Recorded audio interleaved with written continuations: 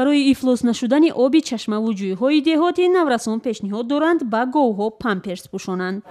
Манайха дар шакли халта вақте ки гов мисол чи ахлод мекунад ба замин ба дуруни колни ҷамъ мешавад.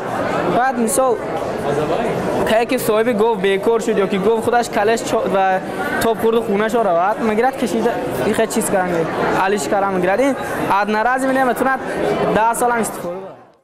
Анас Юсуфов ва ду дӯсти дигари ӯ ки ин халтаро таҳия карданд дар як деҳи ноҳияи айнӣ зиндагӣ мекунанд. онҳо бовар доранд агар ба чорво халта пӯшонанд мешавад сиҳатии кӯдакони деҳотро ҳифз кард. гов ахлодаш дар об резад кӯдак хӯрад ва ба фикрам 2 сол дига хелен ва тоҷикистон одами соз ёфта намешавад. сиҳат ҳамаш бемор да. ин пешниҳоди Анас ва дӯстонаш аз 14 лоиҳаи беҳтарини намоишгоҳи наврасони навовар дар анҷумани кӯдакон оид ба масоили об ба намоиш гузошта шуд. ин анҷуман дар доираи конфронси ҷаҳонии об дар душанбе баргузор гашт. ҳадафи ин қисмат аз он иборат аст ки мо нақши худи наврасонро дар ҳалли масъалаҳои об, беҳдошт ва санитария дар ҷумҳурии Тоҷикистон эътироф намоем ва ба онҳо имконият фароҳам оварем то онҳо тавонанд ғояҳои худро ба шакли як лоиҳа дар амал татбиқ намоянд.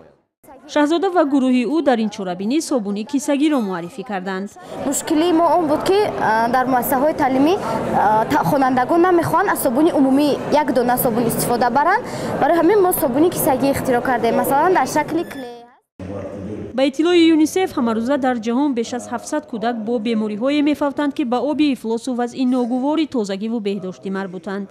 ҳар нуҳум нафар дар ҷаҳон ҳанӯз ҳам ба об дастрасӣ надоранд. мо медонем ки яке аз манбаъҳои асосии беморшавӣ ва фавти кӯдакон дар Тоҷикистон ин бемориҳои сироятӣ мебошанд ва яке аз сабабҳои асосӣ истеъмол кардан яъне обҳои ба меъёрҳои санитарии гигиенӣ ҷавобгӯй нест.